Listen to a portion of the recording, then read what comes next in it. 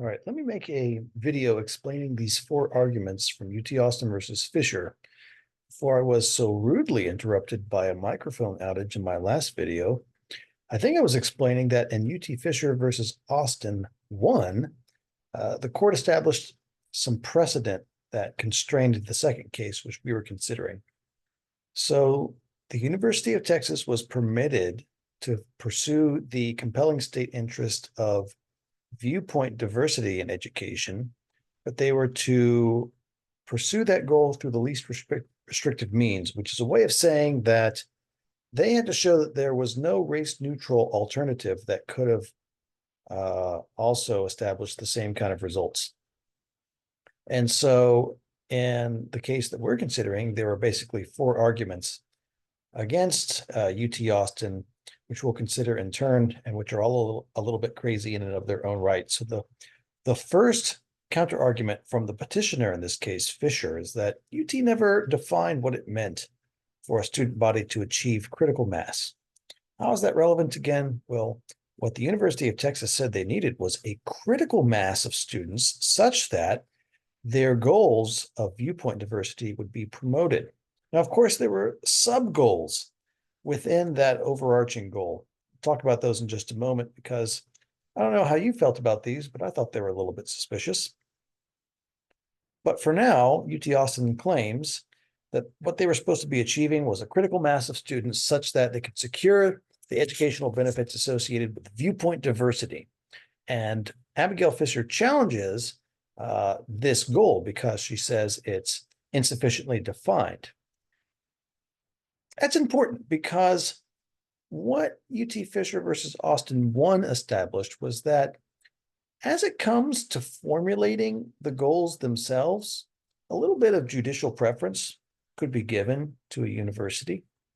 However, when assessing whether those goals were being pursued in a way that was through the least restrictive means, no judicial preference whatsoever was owed to the university when the university was showing whether a race-neutral policy could have achieved the same ends.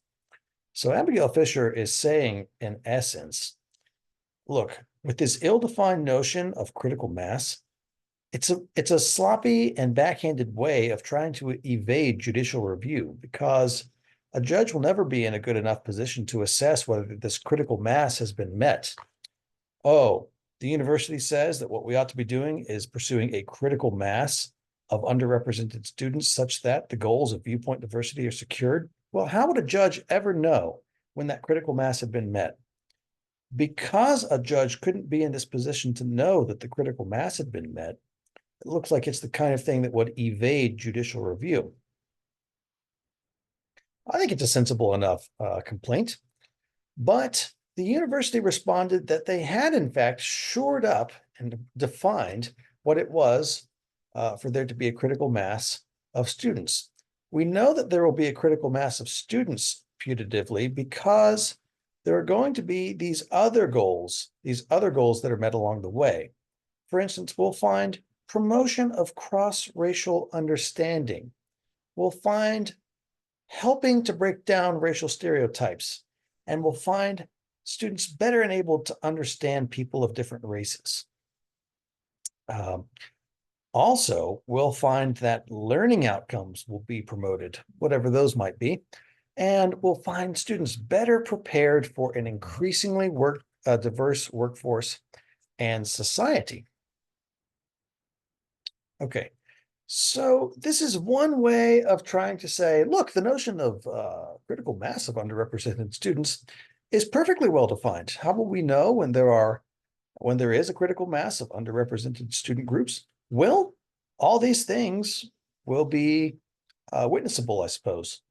You'll be able to see cross-racial understanding, the breakdown of racial stereotypes, being better prepared to understand people of different races. You'll see learning outcomes promoted, and you'll see students better prepared to function in an increasingly diverse workforce and society. Basically, the court does afford to the University of Texas a kind of deference.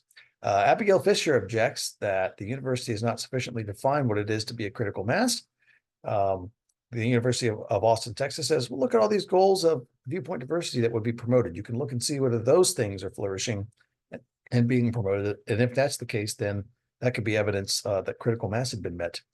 But moreover, what you see is this reference of the Supreme Court to a 39-page proposal. Let's just read what it says. Following a year-long study, which concluded that the use of race-neutral policies and programs had not been successful in providing an educational setting that fosters cross-racial understanding, provided enlightened discussion and learning, and prepared students to function in an increasingly diverse workforce and society. So I think what got me into trouble with the last video was my attempt to play this video clip from It's Always Sunny in Philadelphia. And I'm going to do a very bad job of explaining what that video clip said. But basically, what the gang decided to do was buy up a lot of gas at a lower price and then sell it at a higher price. The only problem they ran into was this issue about how exactly to count, how to measure the amount of gas they were giving.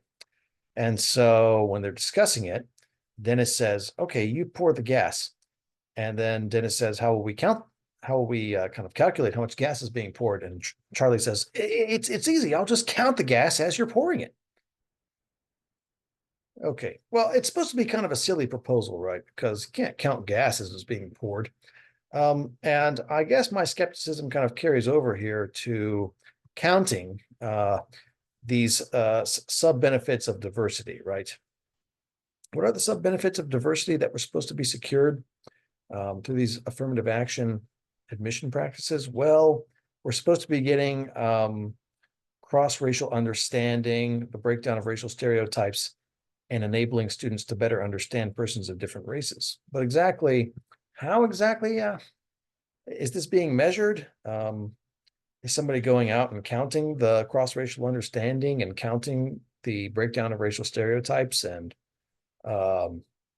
counting how prepared someone is to function in an increasingly diverse workforce in society? You might be rightfully skeptical about it. And I would say that if I was in the position of someone offering this criticism, I would feel just a little bit put off by the fact that this proposal is mentioned without any kind of further discussion. I mean, this is kind of a deference to the university at the end of the day, isn't it?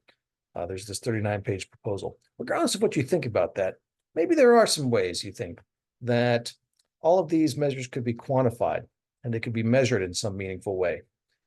Set aside all your skepticism about measurements. Perhaps there is some useful thing to be measured here. And maybe social scientists could put us in a good position to understand how much cross-racial understanding there is. Maybe they could put us in a position to know things about whether these students are in a position to function in an increasingly diverse workforce and society. What I'm thinking about in particular is kind of this worrying relation back to some of the material we studied earlier with respect to critical race theory.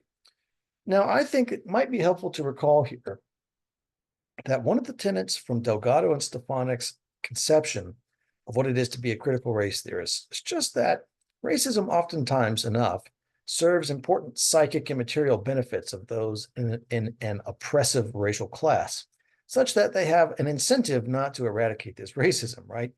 It seemed plausible enough to me at the time when I first broached the topic to you, but now I'm wondering if you might see kind of a way this material dovetails with these benefits of viewpoint diversity. Because I've been thinking about it for some time, and I might just be a little bit off on this, so you don't have to agree with me. But I think it is kind of odd the way these sub-goals of diversity are cast out, don't you? One of the benefits of diversity is supposed to be that students are better prepared for an increasingly diverse workforce and society. Now, we were interested in applying, this explanandum of critical race theory here. What do you think about this? I mean, on one hand, what kind of student would benefit from diversity? Who needs to be benefited by being prepared for an increasingly diverse workforce and society, right? Am I crazy in thinking that it's the white people, the white kind of oppressive social class that would need to be benefited in this way? Look, are the historically underrepresented groups of students those who need to be prepared for an increasingly diverse workforce in society? Arguably not. And so what I think is kind of worrying about these goals of viewpoint diversity being promoted by the University of Texas is that the way they're phrased, it's just a jump, hop, and a skip and away from saying that diversity is supposed to in some way benefit white people, the white oppressive class. And so even if you don't find my skepticism about quantification all that compelling, you might think about ways in which it runs afoul of some of the material we've thought earlier with respect to critical race theory. But let's set this all aside for just a moment. What are we doing here? Well, we're looking at Abigail Fisher's arguments against the University of Texas. Abigail Fisher comes along and she says, you know, the University of Texas is pursuing this goal of achieving a critical mass of underrepresented students. And I have no idea what that is, but more importantly, a judge who is tasked with reviewing such things would have no idea when this goal had been met, such that we could say that discrimination on the basis of race was in some sense necessary for the state to meet their goal. Because at the end of the day, that's what this is all about. The state is asking for permission to discriminate based on race for a compelling state reason. And the state reason, the compelling state reason, is identified with securing viewpoint diversity. Moreover, what are those other sub-goals associated with viewpoint diversity? Well, those were preparing people, students, for an increasingly diverse workforce in society, the breakdown of racial stereotypes, and promotion of cross-racial understanding, right? And then in response to that kind of an argument from Fisher that the university's goals were not sufficiently defined so as to permit judicial review, the Supreme Court comes back with this statement that there is a 39-page document submitted somewhere in which the university really goes through it all. They counted, they quantified in some way all of these metrics. And so basically, the response from the Supreme Court is, we're giving deference to the university. But isn't that exactly what they're not supposed to be doing, according to UT Fisher 1? So you might be unsatisfied with that, regardless of what you think about affirmative action. If you are kind of, as I do, in favor of it to an extent, when it's used as a tool to correct historical injustice, you still might be just a bit unsatisfied with the way the reasoning was cast out there. Now, the second argument from Abigail Fisher, argument number 2, is that really the university doesn't need to consider race anymore because they've already achieved critical mass by using the top 10% plan and this kind of holistic review. Now, again, what's happening here? The university is trying to show that they're pursuing their goal of diversity through the least restrictive means. And what they must do as part of that task is to show that these goals of diversity could not have been secured through a admission scheme that does not consider race at all. And here, what does the Supreme Court say? Is there any kind of protracted analysis? No, the answer is that the university has conducted some retreats. They've had some retreats and some interviews, and they've really concluded that the data doesn't support the idea that race-neutral plans have really gotten us as much, breakdown of racial stereotypes, promotion of cross-racial understanding, and preparation for an increasingly diverse workforce in society as those race-conscious programs would have. I mean, it's right here in the text. You can see months of study and deliberation, including retreats, interviews, and review of data. So again, you can be as in favor of affirmative action as I am and still note that this is a kind of deference that's given to the university, right? And that's supposed to be the thing that's not allowed in this case.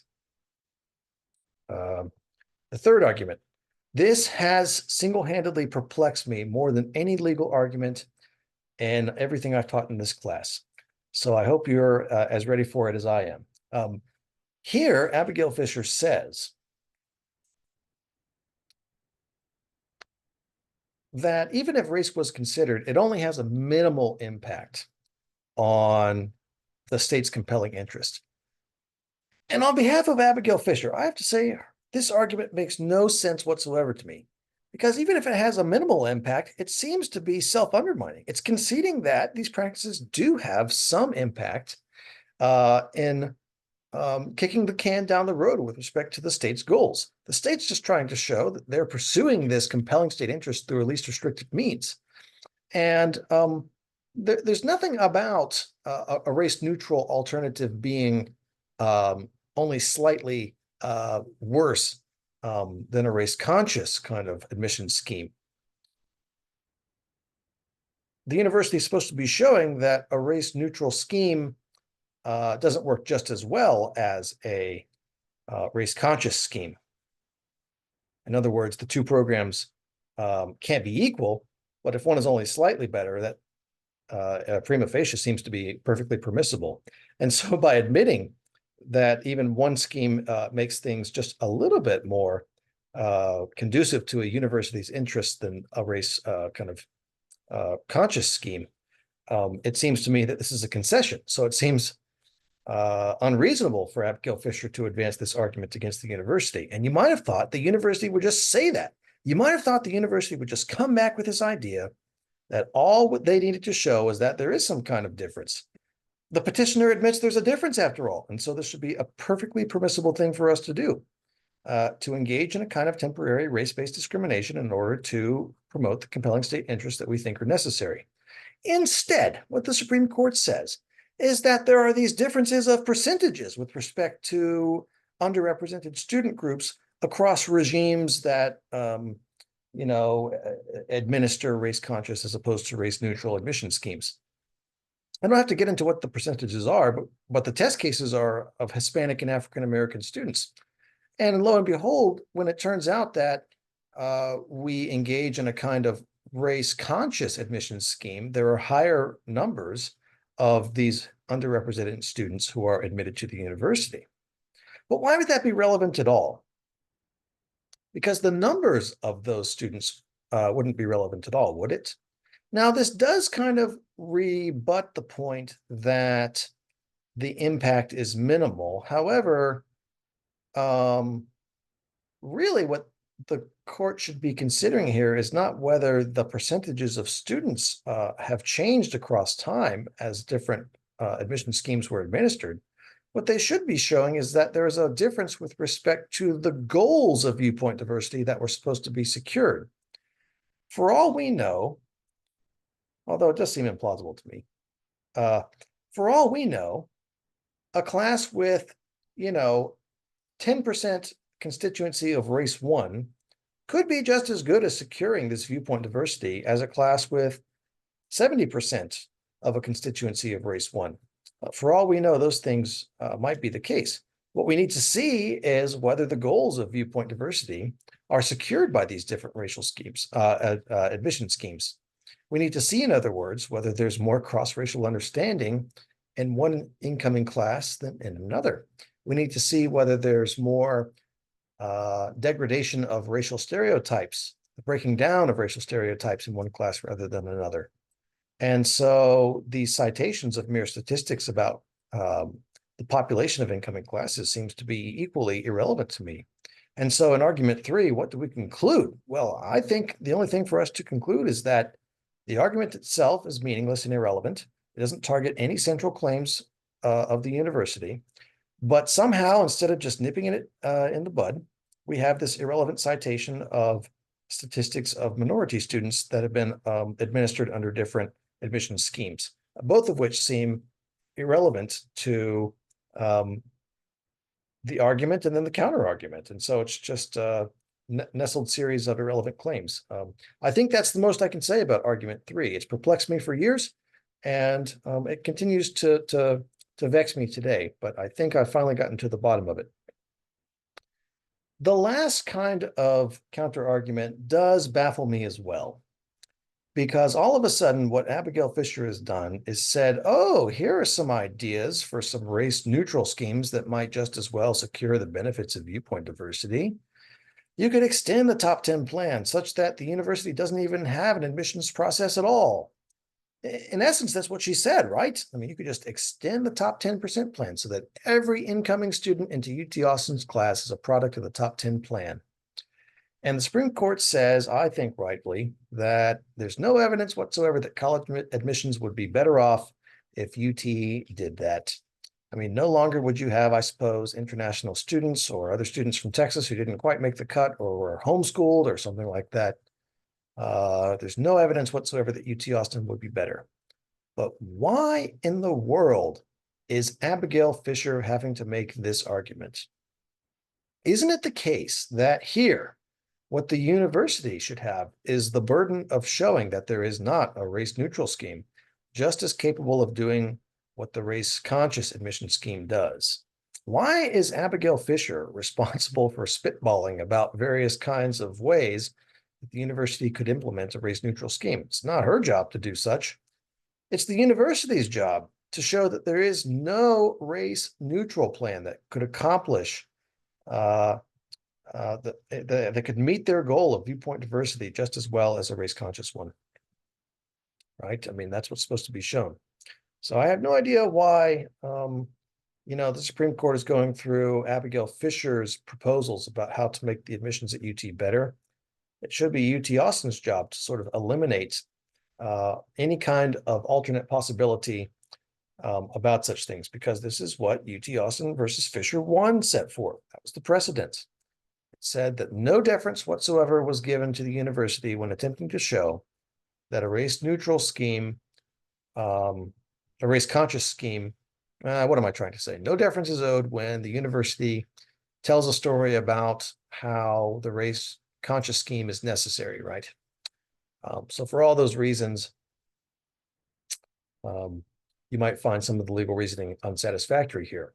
At the end of the day, what you do get, though, for a certain period of time is the permission for universities nationwide to consider one's race when considering whether to admit someone to college or other institutions of higher education. And this is a practice that continued until SFA versus presidents and regents of Harvard, I believe. And affirmative action has been officially ended by that. Now, the state in that case said that Harvard and UNC Chapel Hill's admission processes did not sufficiently permit judicial review. So along very similar lines to the kind of skepticism I advanced with respect to the first argument when we discussed that. There, I was saying that when a university articulated a compelling interest like the promotion of cross-racial understanding, how exactly is a judge to review that? You have one incoming class and you have a second incoming class, and they have different racial constituencies because the university has in some sense tailored the incoming class in a way that they believe will meet their goals. But how is a judge to ever find out whether one incoming class has met the goals of the university better than another incoming class? I think that in this most recent case from the Supreme Court, we should understand this as the Supreme Court saying that even though the university does get some deference when articulating exactly what the compelling state interest is in discriminating on the basis of race, it needs to be capable of judicial review. And here it seems like even though on its face, the University of Texas has formulated a coherent, compelling interest, I don't understand how a judge could review the incoming classes of UT Austin and conclude with any certainty whether certain goals were being met independently. Could you look at the incoming class and some Qualtrics and then say with certainty as a judge, oh yes, okay, this is really promoting the breakdown of racial stereotypes, and I can see the cross-racial understanding enhanced by this kind of an incoming class. Moreover, I see how various students would be better prepared to function in an increasingly diverse workforce in society with this rather than that class. It seems like a difficult task. And so I think the most recent Supreme Court case is basically saying that whatever the university's goals of diversity are, they need to be the sort of thing that isn't just, hey, trust us, it's working. A judge needs to be able to go a priori and figure out whether these admission processes are genuinely promoting the goals of the university or not. And if they can't do so, it's unconstitutional. All right, so I hope that clears up the rest of the argument from UT Austin versus Fischer. I think that maybe what's happened here, if you reflect and zoom out just a bit and think about critical race theory, you are kind of left with the following thought, which I'll just leave you to ponder and ruminate on.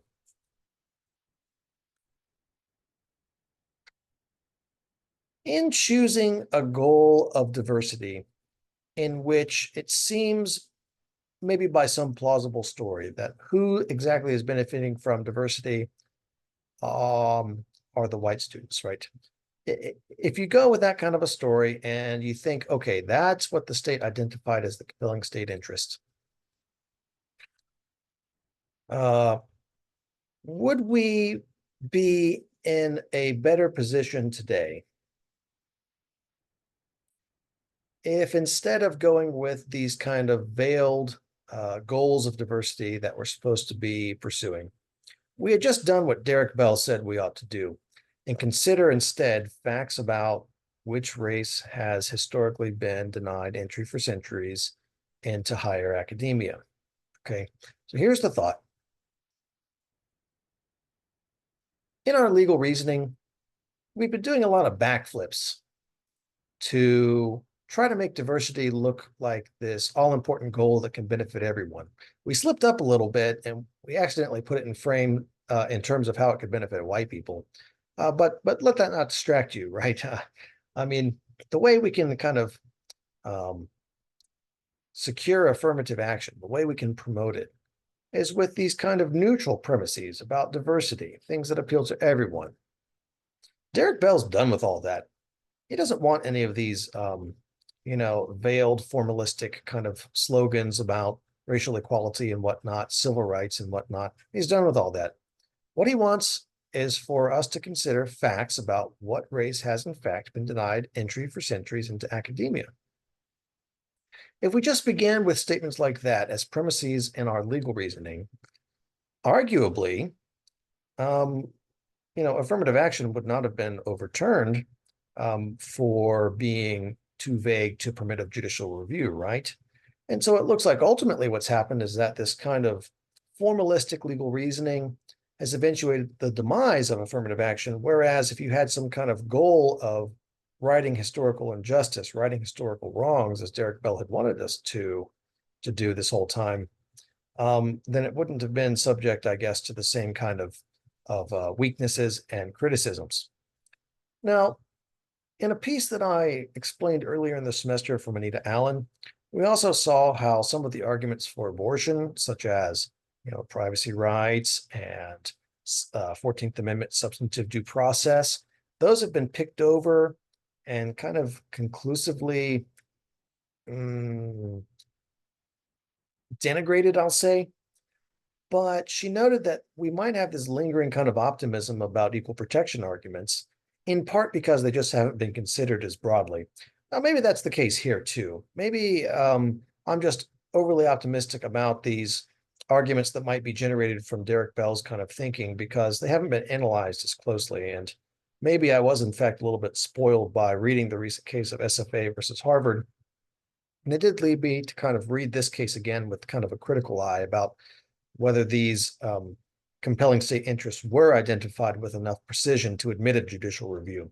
That might very well be the case. But I leave with you the question about whether, in fact, it would have been better just to have begun with facts that Derek Bell identified.